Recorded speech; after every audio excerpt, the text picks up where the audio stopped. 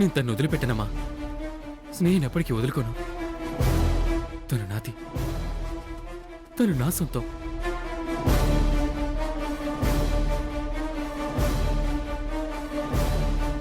ఏంటమ్మా వీడు ఇంత జరిగినా వదలంటాడు? ఏం చేద్దాం? డోంట్ వరీ ఆంటీ, షాక్ లో ఉన్నాడు కదా, ఇలాంటి ఛాలెంజ్లే వస్తాయి. గోకుల్ ఏం చేసినా మనం బయటపడం. స్నేహ ఇంట్లో అడుగు పెట్టడం జరగదు. స్నేహ గోకుల్ కలవడం ఇంపాసిబుల్.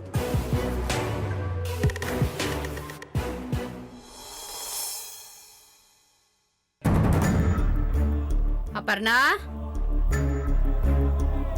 అమ్మా అపర్ణ, అపర్ణ. ఏంటమ్మా? శోభనానికి రెడీ అవ్వమంటే స్నేహ ఏం మాట్లాడకుండా కూర్చుంది. వెళ్ళి కాస్త దాని సంగతి చూడమ్మా. అలాగేమ్మా. సుకన్య, కీర్తి, సుకన్య. ఏంటత్తయ్యా? ఏం చేస్తున్నారు మీరిద్దరు? ఏం చేయమంటారత్తయ్యా? ప్రతిదీ నేనే చెప్పాలా? పూలు పళ్ళు తీసుకెళ్లి శోభన గదిని అలంకరించండి. వెళ్ళండి. సరే అత్తయ్య. మావయ్య గారు మాట్లాడిన దగ్గర నుంచి అత్తయ్య గారిలో హుషారు వచ్చేసింది. త్వరగా పదక్క, లేదంటే అత్తయ్య గారు కూడా కోపం వచ్చేస్తుంది. సరే పద.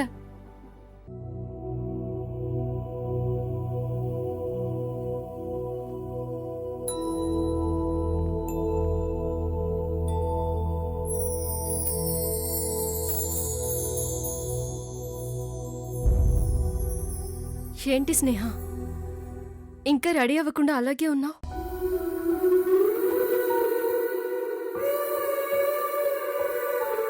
నీ పరిస్థితిని నేను అర్థం చేసుకోగలను స్నేహ.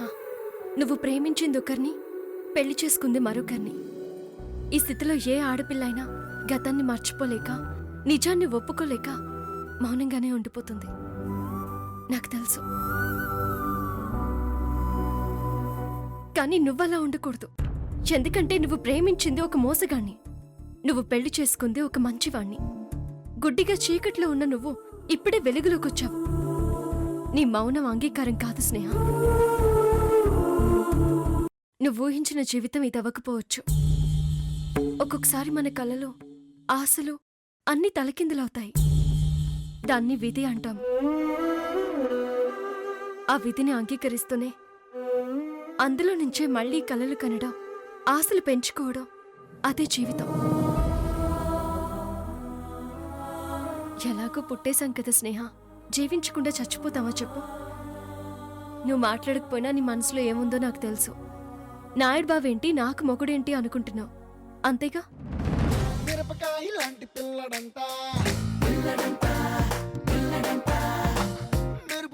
పోనీలే, పాపం కదా నువ్వు ఊరుకుంటుంటే కథలు కథలుగా చెప్తావా? ఈ రోజు నీ కాళ్ళు విరిగిపోయేలా చేస్తాను చూడు.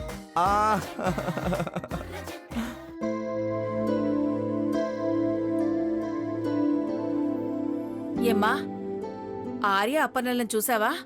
గదిలో ఉన్నట్టున్నారు బామ్మ. అలాగా. ఒరే ఆర్య, అమ్మా అపర్ణ.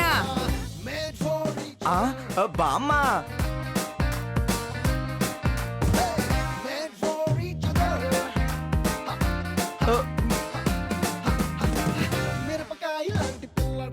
ఏంటి బామ్మ? ఆర్య నువ్వు భోజనానికి రండమ్మా, టైం అయిపోతుంది కదా. వస్తున్నాం బామ్మ. ఆయన చాలా బిజీగా ఉన్నాడు. మీరు వెళ్ళండి, నేనే స్వయంగా ఆయనకి భోజనం తీసుకొచ్చి పెడతాను.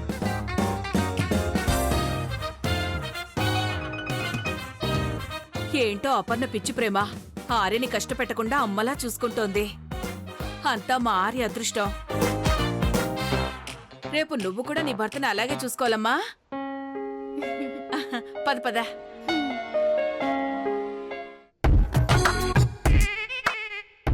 నేను భోజనం తీసుకొచ్చే వరకు ఇక్కడే ఇలాగే ఉండు. బయటికెళ్ళావో పనిష్మెంట్ పెరుగుతుంది.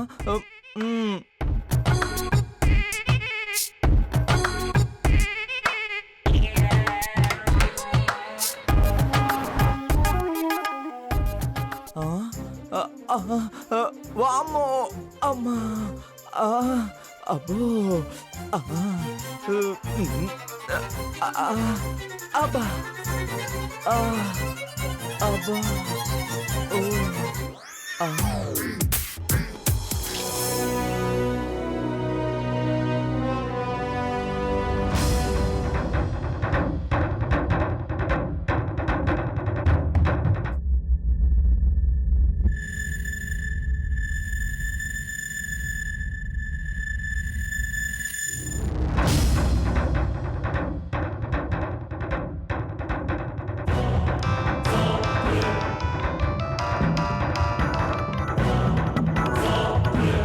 హలో అన్నయ్య, కీర్తి ఆ అపర్ణ ఏం చేస్తుంది?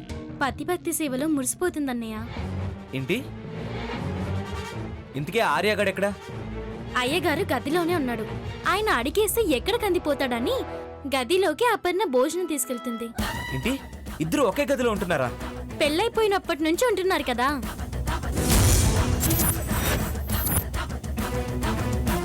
ఈ రోజు వాళ్ళ ఉత్సాహం చూడాలి. ఫస్ట్ నైట్ వాళ్ళకి అన్నట్టు ఆర్య పూల పండ్లు తీసుకెళ్లాడు. ఇద్దరు గదిలోకెళ్ళి గడి కూడా వేసుకున్నారు.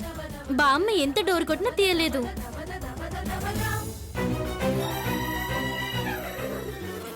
హలో అన్నయ్య, ఆ, ఆ, ఏం లేదు, నీకు తర్వాత కాల్ చేస్తాను. ఇద్దరు ఒకే గదిలో ఉంటున్నారా? అలా ఎలా ఉంటారు అసలు?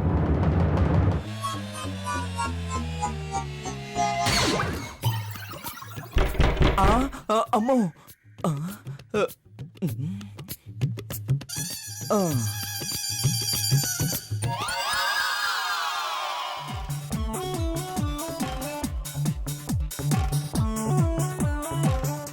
ఏంటి ఇప్పటిదాకా నేను లేనని రిలాక్స్ అయ్యావా?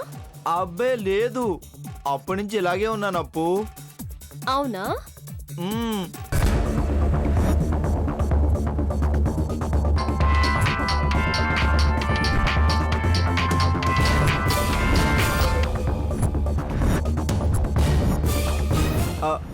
అప్పు ఇంక రిలాక్స్ అవనా? అప్పుడేనా? అప్పు బాగా ఆకలేస్తుంది అప్పు. భోజనం తెచ్చానుగా.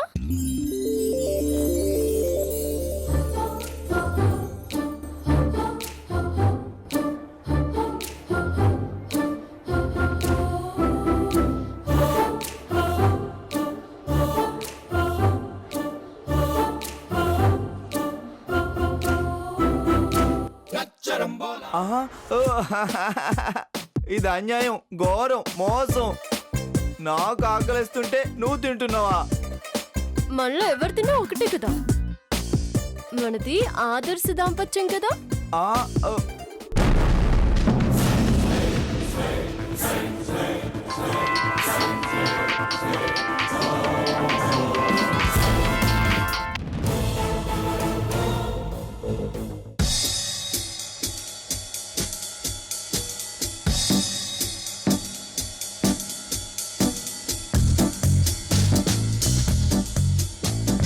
కాళ్ళు బాగా నొప్పి పుడుతున్నాయి అప్పు. పెట్టుని. ఆహా.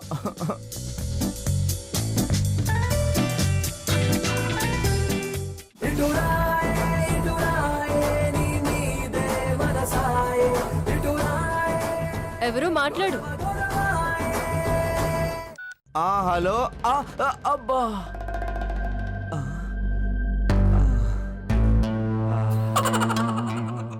మ్మ్. ఆ, ఓ, హ్మ్. ఆ,